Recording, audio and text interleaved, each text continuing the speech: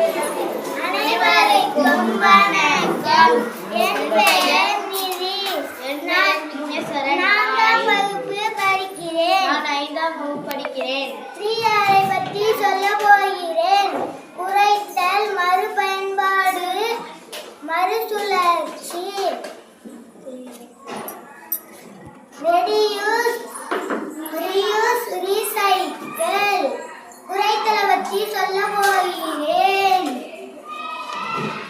Reuse பேனா use பண்ணக்கூடாது. ஏன்னா நிறைய குப்பை சேரும். மை பேனா யூஸ் பண்ணணும். மை பேனா வாங்கி மை ஊற்றி ஊற்றி எழுதலாம். கடைக்கு போனா மஞ்சப்பை, துணிப்பை அது மாதிரி கொண்டுக்கிட்டு போகணும். கடையில் குப்பை வாங்கினா நிறைய குப்பை சேரும். ஹோட்டலுக்கு போனா பாத்திரங்கள் எடுத்துக்கிட்டு போகணும். பாக்கெட்டு சட்னிகள் பயது வாங்கக்கூடாது. நிறைய குப்பை சேரும். மறுபயன்பாடு பயிற்சி சொல்ல போகிறேன்.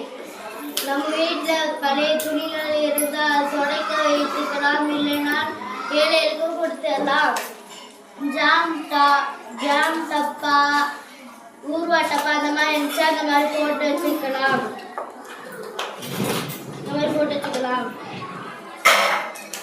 வீட்டில் அழகான வாட்டர் கேனு, கப்பு அந்த மாதிரி குப்பை மாதிரி காய்ச்சா அதை வைத்து அழகான பொருட்கள் செய்யலாம். நன்றி.